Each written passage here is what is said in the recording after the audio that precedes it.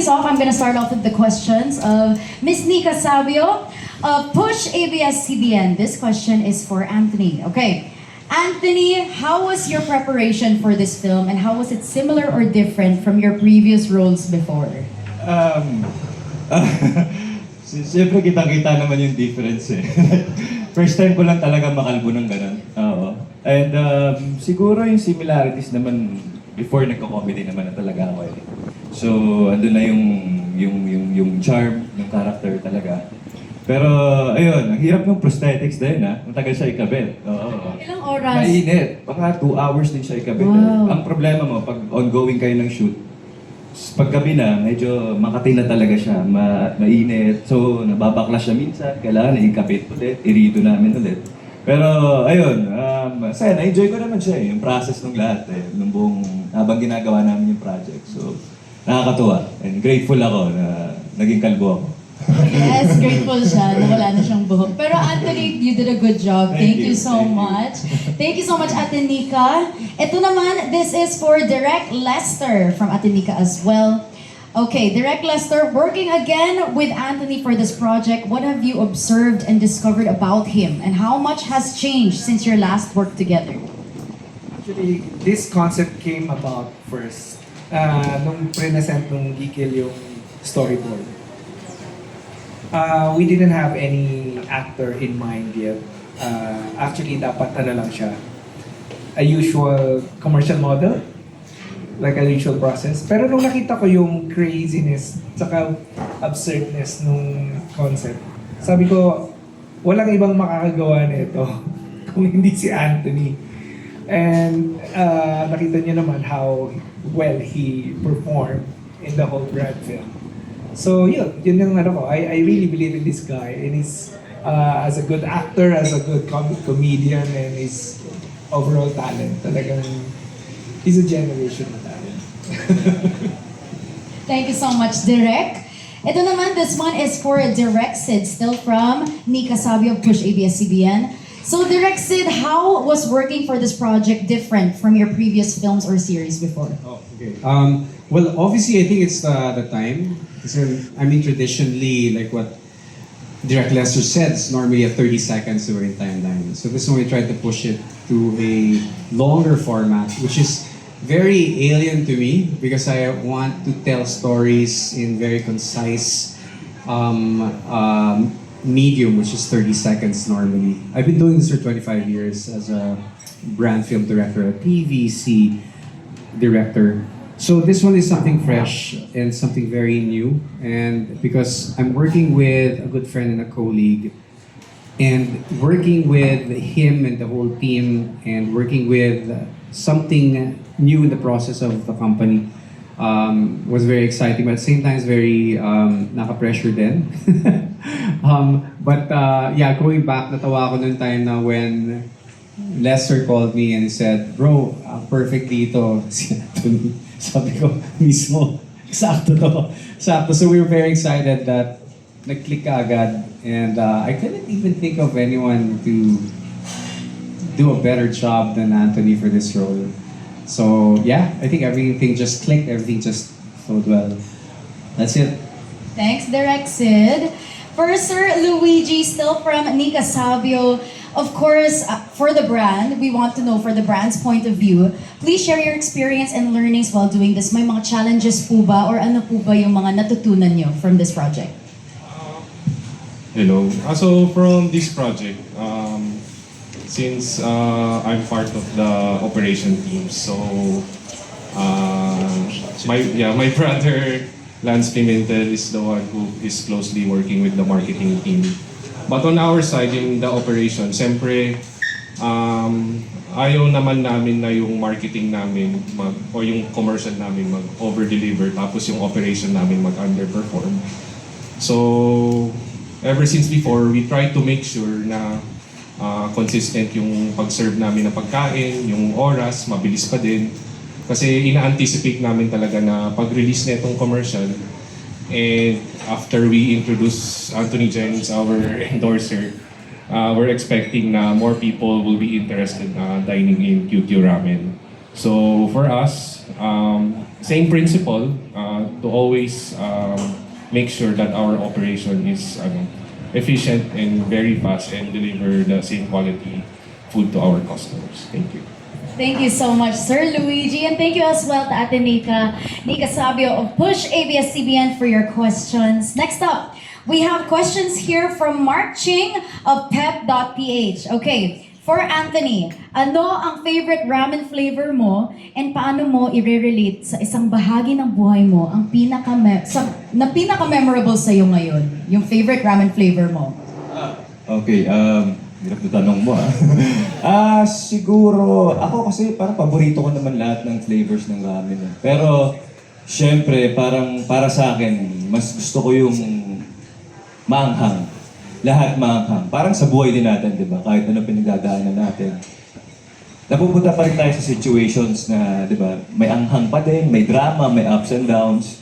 And I think, ayun, parang yun yung, ganun din ako sa buhay ko. Di ba? Parang, may excitement pa rin, di ba? Doon pa rin lahat ano ba, basta doon lahat. So, kabuhan, like parang ako, kailangan ko pa rin ng spice sa buhay ko, di ba? Ayun po. So, lahat ng ramen paborito ko naman. Basta maanghang lang, yun, importante. Diba? At may thrill dapat May sa thrill, life. yeah. Yes. Thank you so much, Anthony, and thank you so much to Mark Ching of pep.ph. Next naman for Direct Lester. This one is from Tin De Leon of Cinema One. So, Direct, as both filmmaker and entrepreneur, how do you balance storytelling and the branding in this film? Ever since we started our entrepreneurial journey, natutunan ko along the way na mas nagiging interesado ang tao, hindi lang sa produkto, kung hindi yung story behind it. Kasi along the way, when we talk to people, when we talk to some media personalities, laging tinatanong hindi lang yung tungkol sa produkto. Tinatanong, paano mo nabuo yan? Anong kwento tungkol dyan? So tuwing kinikwento ko yun, nai-interest sila. So na-realize ko, hindi lang pala dapat, importanteng masarap talaga yung produkto. That's the most important thing. Masarap at sulit yung produkto. Pero pangalawa doon, yung anong kwento behind the brand, behind the product, anong nangyari. And it would create more interest if there's a very good story behind it. Or there's a story behind it na maikukwento mo sa tao. Thank you so much, Direct Lester. Maraming salamat. And here naman, we have here for Direct Sid. Okay, this one is from Orange Magazine. Okay, Direct Sid, you are celebrated for your incredibly sleek and aesthetic commercials. And Anthony Jennings, on the other hand, is known for being very raw and authentic. How do you blend these two styles to create the feel for the QQ Ramen film? Oh, okay. Well, that's an interesting question. But I think there's so many moving parts kasi in every project and production. I mean, at the end of the day, it's about working with a talent like Anthony, working with a lot of people on the set and managing everything. And at the same time, I'm not just a storyteller, I'm also a salesman. Since as a brand film director, I also need to sell. So ultimately naman, it's not a selfish endeavor.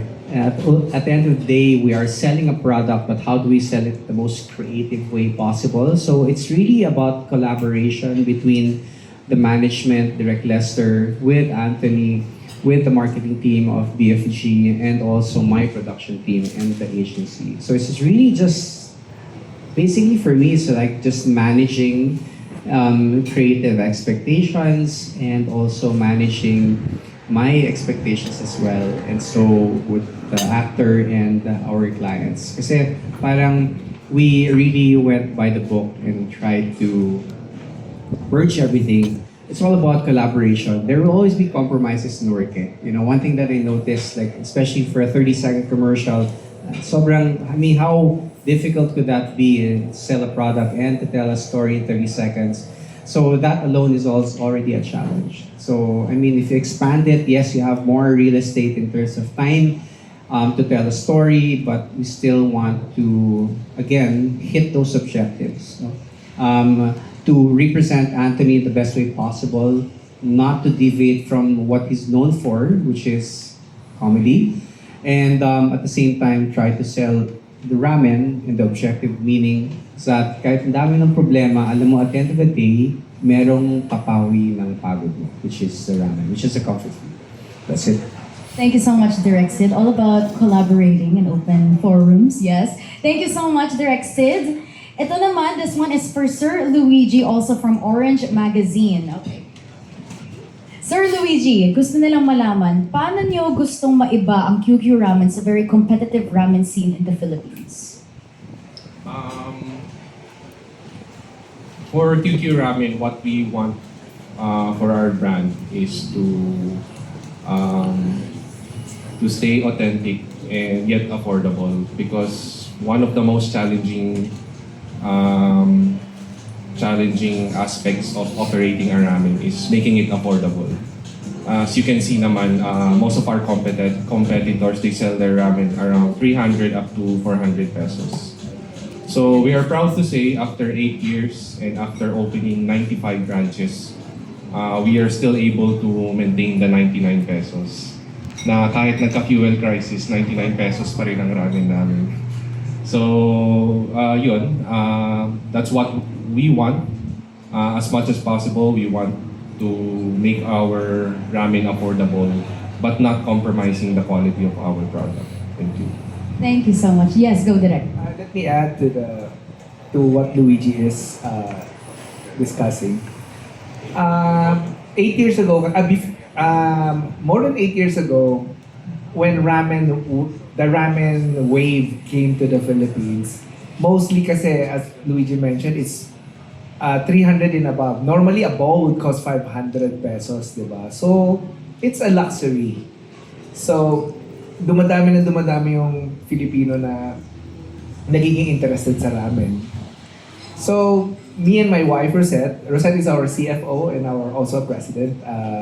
Go there. She's the one who, this is her project.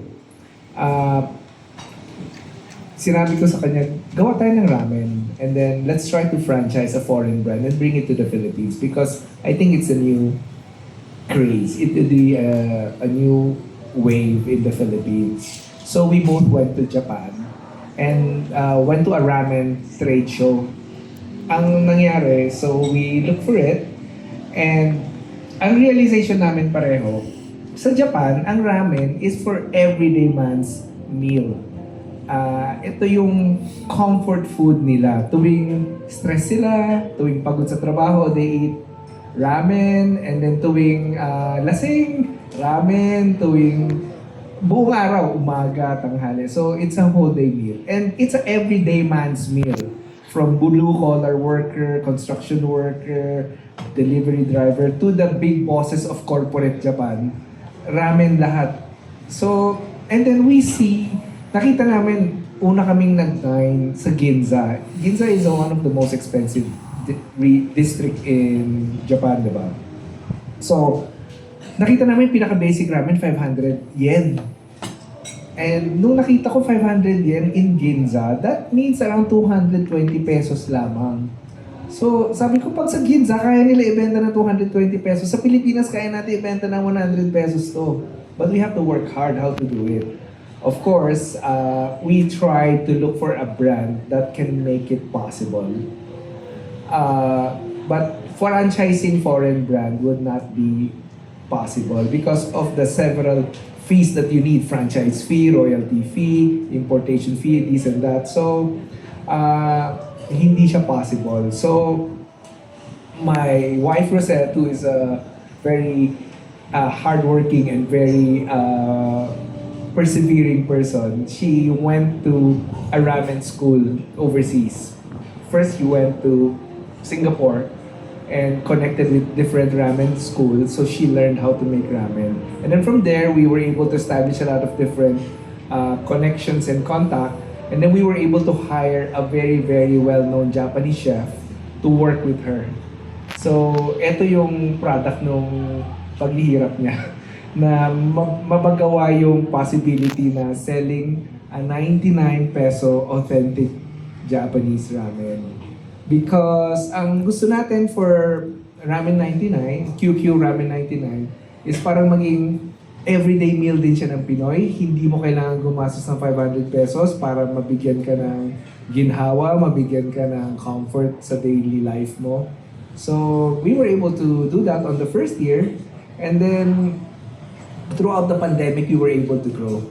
Yung 2 taon ng pandemic. So, we're very thankful and very blessed for the support of the Filipino customers for this. And Direk, you're now at 90 branches. 95. 95 branches nationwide. Ang QQ Ramen 99. Congratulations, Direk, and thank you so much for sharing that. Okay, we are down to our last question for all of you. Okay, ito, fast talk lang to. Okay, from Trisha of Metro.style. Sabi niya, if your current life right now had a ramen flavor, what would it be? Yes. What would it be called? Ako, may naisip ako. Ano sa akin? Miso Bless. Oh, yes! I told you. Kasi Miso Miso Bless. Bless, Yeah. yes. Ngayon kasi parang, ayun nga, dahan-dahan, unti-unti nakakabawi sa buhay, di ba? Siyempre. And ngayon, masaya lang din, grateful ako na, ayun nga, may mga blessing na pumapasok pa rin ngayon sa buhay ko. So yeah, Miso Bless. Miso Bless Talaga. para kay Anthony Jennings. Ikaw naman, Direk Sid. Yo, kasi witty mo pa. Kaya siguro, ano nga pa yung question? If your life right now had a ramen flavor, what would it be called? I love Tantan Men. I mean, just like what Anthony said, gusto may spice. So I guess my life is like that. You know, like parang may sipa sa dulo, may excitement ng konti. Hindi siya bland, hindi Yes. siya boring. Dapat may konting sipa, may konting spice sa buhay. Diba? Because life is too short to make it boring. So, yun ang gusto ko. May konting anghang. Walang title siya, Direk. Wala. Hindi ako wala maisip eh. Mamaya, may maisip ako. Okay, mag-iisip si Anthony for you, Direk. Sa ChatGPT ko mamaya. Yes, go. Sir Luigi, kayo naman po. Sa akin ang siguro since the product that I ordered the most in QQ is QQ Ramen 99, which is our 99 peso ramen, our flagship. It's very basic, but it delivers the promise. So that's maybe what I will describe myself. Since I'm more in the corporate world, we have to be efficient and also deliver our promises to our customers and to our clients and partners. Thank you. Thank you so much, Sir Luigi. And last but not the least, Direk Lester. What would your ramen be called? My personal favorite is the kimchi ramen. Number one, it has the right amount of spice, right amount of sourness of the kimchi, and it's antioxidant, of course. It's very healthy. And then pumuputok yung lasa ng tonkotsu broth paired with the kimchi flavor. So that's my favorite. This one, what is it called po, Direk ulit? It's called kimchi ramen. Kimchi ramen. Ano, di ba? With antioxidants and glutathione. Hindi, charis lang. Thank you so much. Last but not the least, of course, with our friends from the media, maybe po you guys have any questions. If you guys do, please feel free to raise your hand and also introduce yourselves.